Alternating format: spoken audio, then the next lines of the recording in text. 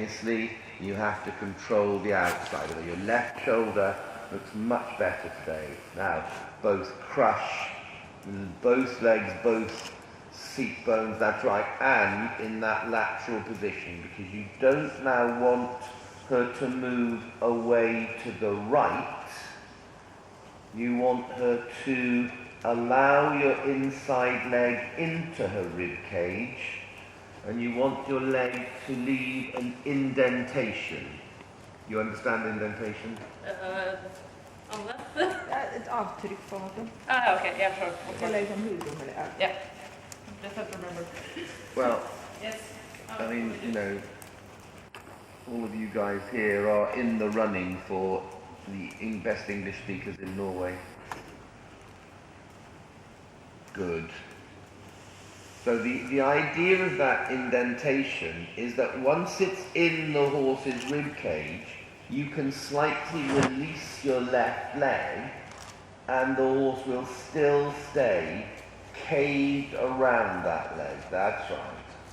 That's right. Now your outside aids, as I just said, have to be in place so there's no outward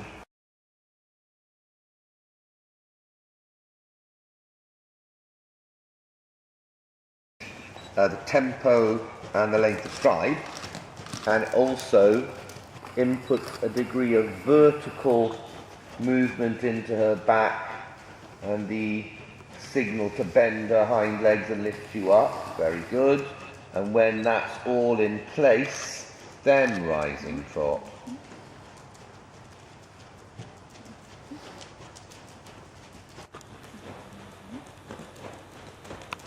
Awesome.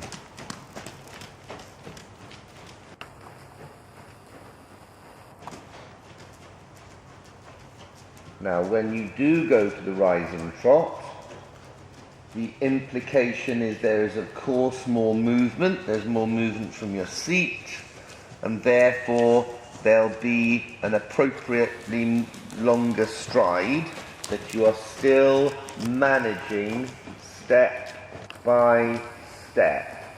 Well done, because the objective of the next few moments is to get the stride reaching longer, eventually to a tracking up step without any throwing babies out with bath water, which would be a horrible thing to do to those poor little babies. Celia's already getting quite upset with the ideas of bath water being thrown out into the snow and poor little babies crying in Norwegian. Is it different in Norwegian and English? Much louder. Loud in Norwegian, yeah. That's right. Now, the incremental drive means that you put the trot up a level and then